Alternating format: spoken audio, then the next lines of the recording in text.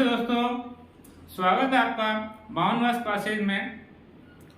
आज हम पढ़ने वाले हैं पद संज्ञा, संस्कृत व्याकरण का की एक महत्वपूर्ण संज्ञा पद संज्ञा। इससे पहले संयोग संज्ञा, इत संज्ञा, संहिता संज्ञा हम पढ़ा चुके हैं। उनकी वीडियो आपको हमारी प्लेलिस्ट में मिल जाएगी। चलो शुरू करते हैं। और यदि आपने हमारे चैनल को अभी तक लाइक सब्सक्राइब नहीं किया है तो सब्सक्राइब जरूर करें। तो चलो शुरू करते हैं। पद संज्ञा। पद संज्ञा कि पद किसे कहते हैं। सबसे पहली बात है पद किसे कहते हैं। तो पद उसे कहते हैं सुप्तिगंतम पदम। सुप्तिगंतम पदम। अब यहां पर दो है, सुप और तिंग। दो प्रत्याहार है, सुप प्रत्याहार और तिंग प्रत्याहार। अब प्लस है अंतम, तो दोनों में सुप प्लस अंत सुबंतम और तिंग प्लस अंत तिगंतम। तो सुबंतम और तिगंतम पद संज्ञा शाद। ऐसे शब्द जो सुबंत है या तिंग प्रत्यय जिनके अंत में आए हैं वो सभी पद कहलाते हैं। यहां समझे आप कि शब्द है राम। राम क्या है? शब्द। और इसका अभी तक वाक्य में प्रयोग नहीं किया है, लेकिन जब हम इसका वाक्य में प्रयोग करेंगे तो इसमें कोई प्रत्यय या कुछ बदलाव होगा। तो हमने कहा रामः पुस्तकम पठति। अब यहां पर जो राम है ना शब्द, उसमें यहां विसर्ग आ गया है। विसर्ग क्यों आया? क्योंकि इसमें प्रत्यय लग गया है सुप। कौन सा प्रत्यय लग गया? सुप प्रत्यय, सुप। इसलिए इसमें विसर्ग आया, तो ये क्या हो गया?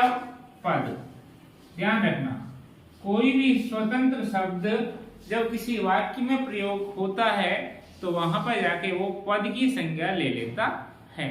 ध्यान रखना, ये जो राम था ऊपर जो लिखा है ये स्वतंत्र शब्द है, लेकिन यही जब वाक्य में प्रयोग होता है तो पद के रूप में हमारे पास आता है। तो आप समझ गए होंगे आप पद किसे कहते हैं। तो सुप्तिगंतम पदम की ऐसे शब्द जो सुबंत है या तिगंत है वो पद कहलाते हैं। तो सुबंत क्या होते हैं और तिगंत क्या होते हैं, आप यहां समझें कि सुबंत इसका है सुप प्लस अंत। इसमें जसत संधि है, पहले स्थान पर क्या हो गया? वह हो गया। ऐसे ही तिगंत का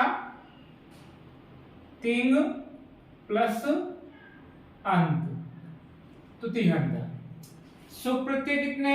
21 और तिंग प्रत्यय कितने? 18।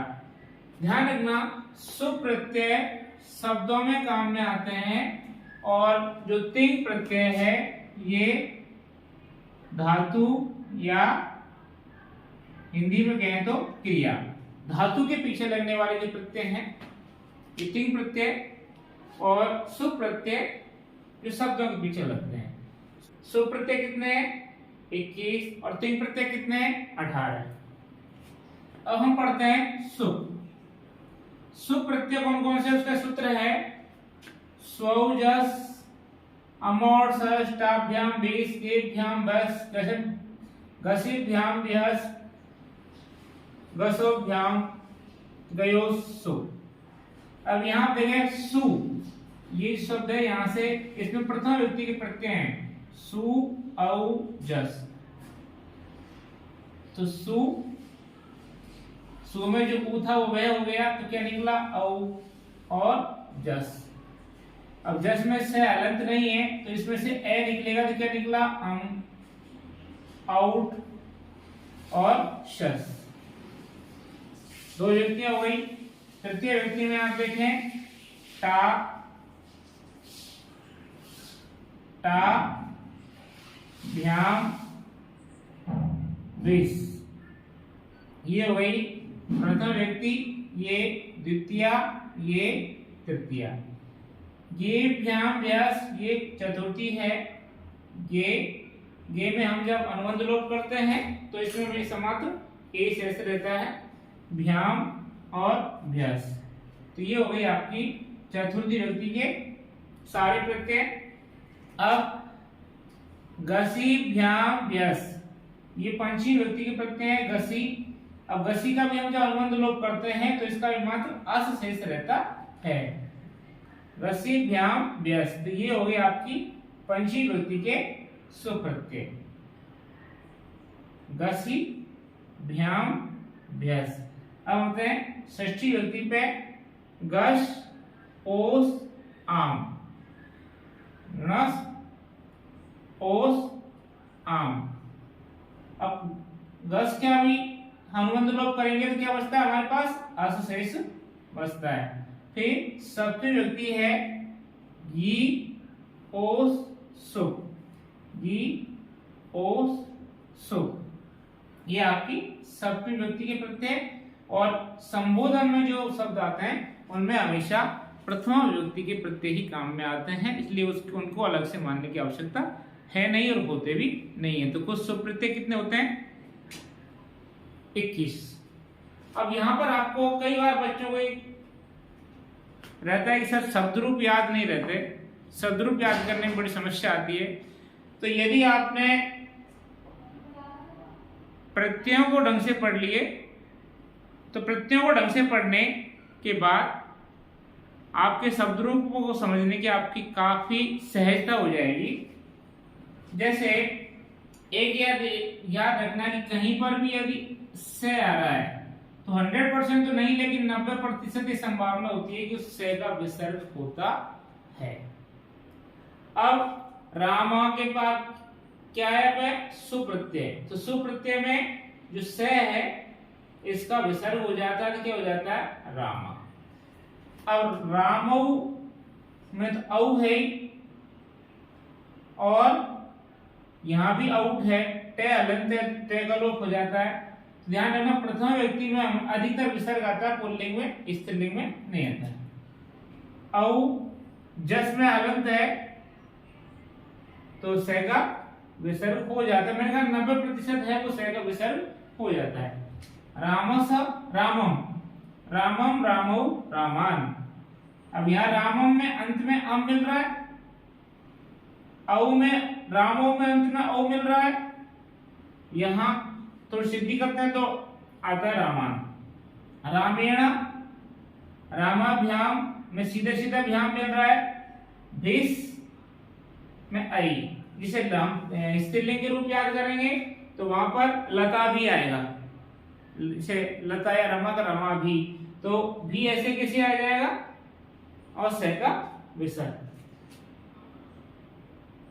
चतुर्थी व्यक्ति में रामायण, और रामायण में आप देखो ये आ रहा है और इसका अनुबंध लोप करने के बाद क्या बचता है, ए बचता है। तो जैसे कई बार ए ऐसे कैसे आ रहा है, गुरु शब्द तो गुरुवे, भ्याम भ्यस ऐसे कैसे आ रहा है, से का अलंत हो गया देखो भे आ रहा है। रामा जैसी का भी अस्त रहता है, भ्याम और व्यस यहाँ भी से का विसर्ग हो रहा है। रामस्य में भी गस का अस रह रहा है, राम यो बिल्कुल सीधा सीधा है, ओस आ रहा है, ओ ऐसे किसी आएगा सामने से है उसका विसर्ग हो जाएगा। रावण नाम में अंत में क्या आ रहा है, प्रत्यय कौन सा है, आम, तो बिल्कुल ऐसे से मिल रहा है आम। रामे गी, रामे प्रत्यय कौन सा है, ई, और अनुबंध लोप करने के बाद क्या बचता है, सिर्फ ई। और जब गुण संधि करते हैं हम तो ई के स्थान पे क्या हो जाता है, ए। ओश से का विसर्ग हो जाएगा, राम ये भी रहेगा, रामेशु, येसु मूर्धन्य शकार में परिवर्तित हो जाता है। एक बात और याद रखना, जब हम शब्द रूप करते हैं तो एक सूत्र है रसाभ्याम नोने समान पद है। तो कहीं पर भी ध्यान रखना, यदि रे और से किसी शब्द में आ रहा है तो वहां पर जो कहीं ने आएगा ना, वो ने में बदल जाता है। जैसे आप देखो रामायण में ने था लेकिन ने हो गया, रामायण में ने था लेकिन ने क्यों हो गया, क्योंकि राम में रे वर्ण आया है, जबकि ये रामा नाम में आया है और बालक लिखेंगे तो ये आएगा बाल का नाम, क्योंकि बालक में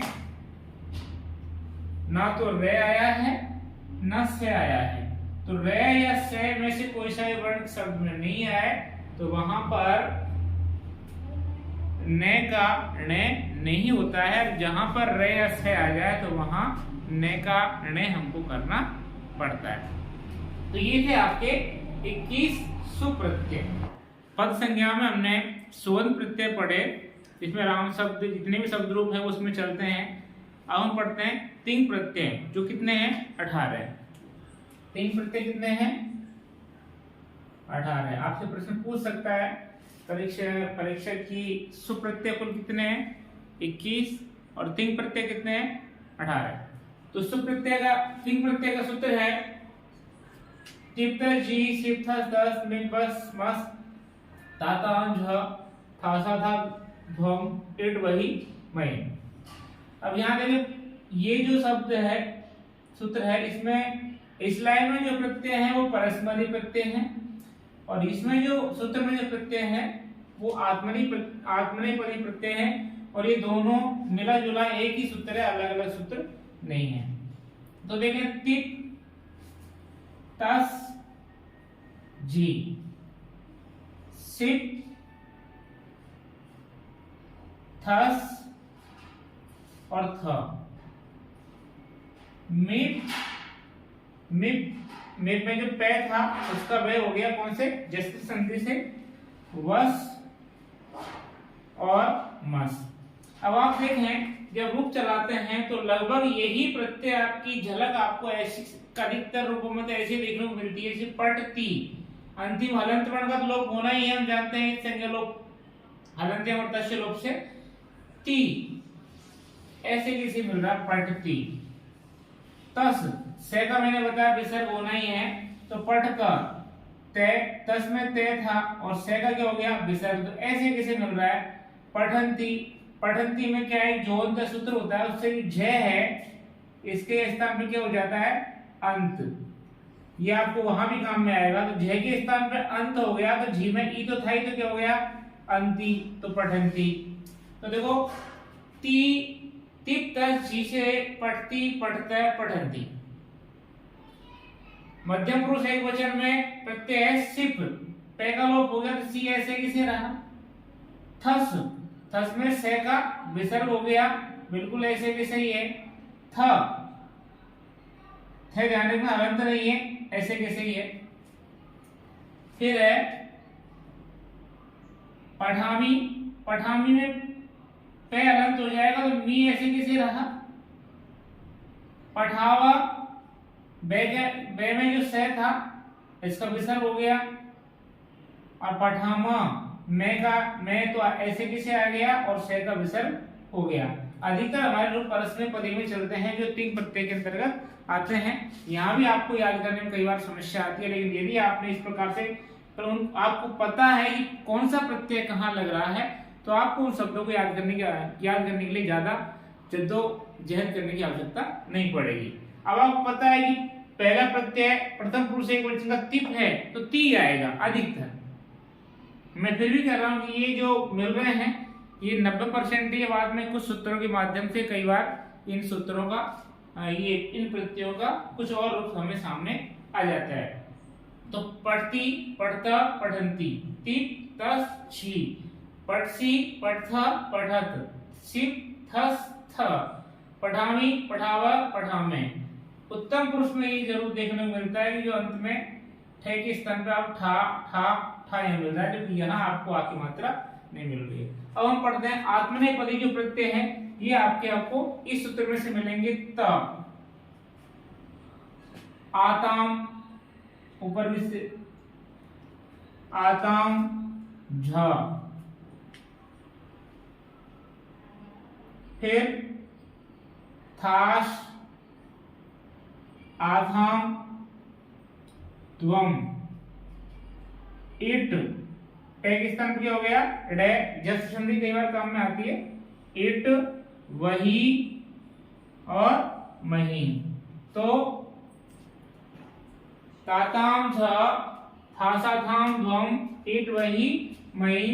अब आप देखेंगे कि जहां पर यहाँ पर झ के स्थान पर जो अंत सूत्र से झ को अंत आदेश हुआ था वही आदेश आपको झ के स्थान पर अंत यहां भी होगा। तो ये क्या हो गया अंते। इसके झ के लास्ट में जो ए था उसके स्थान पर ए हुआ तो अंत अंते। तो ते, सेवत, सेवित, सेवते, सेवेते, सेवंते, सेव से, सेवे थे, सेवध्वे, सेवे, सेवावहे, सेवा महे। अब देखो वह मिल रहा है यहाँ पे तो वही मिल रहा है, मह मिल रहा है तो मह यहाँ भी मिल रहा है। इस प्रकार से कहते हैं कि यदि आपको तीन प्रत्यय पूरे याद हैं और कौन से पुरुष के कौन से वचन में कौन सा प्रत्यय लग रहा है ये आपको यदि पता है तो उन धातुओं के रूप याद करने में आपको अधिक समस्या नहीं आएगी। तो ये थी हमारी पद संज्ञा जिसमें सुबंत और तिगंत का प्रकरण था जो हमने विस्तार से आपको समझाया कि सुबंत होता क्या है और तिगंत होता क्या है। सुबंत सुप्रत्यय जो 21 प्रत्यय हैं उनसे बने जो शब्द हैं वो प्रत्यय जिनके अंत में होंगे वो सभी पद सुबंत कहलाएंगे। जैसे आपसे कोई पूछा जाए कि रामर्षि क्या है सुबंत है, पठती क्या है तिगंत है और दोनों ही क्या है पद है। खादती, चलती, हस्ती ये सब क्या है तिगंत प्रत्यय है, तिगंत शब्द है इसलिए ये भी पद है। तो तिगंत और सुबंत दोनों पद होते हैं। तो ये थी आपकी पद संज्ञा। उम्मीद है कि आपको हमारी क्लास पसंद आई होगी। यदि आपको हमारी क्लास पसंद आई है तो हमारे चैनल को सब्सक्राइब करना न भूलें। आने वाले वीडियो आपको इसी चैनल पर मिलेंगे और यदि आपकी कोई क्वेरी है, कोई चीज़ आपको पूछनी है तो आप कमेंट सेक्शन में ज़रूर डालें।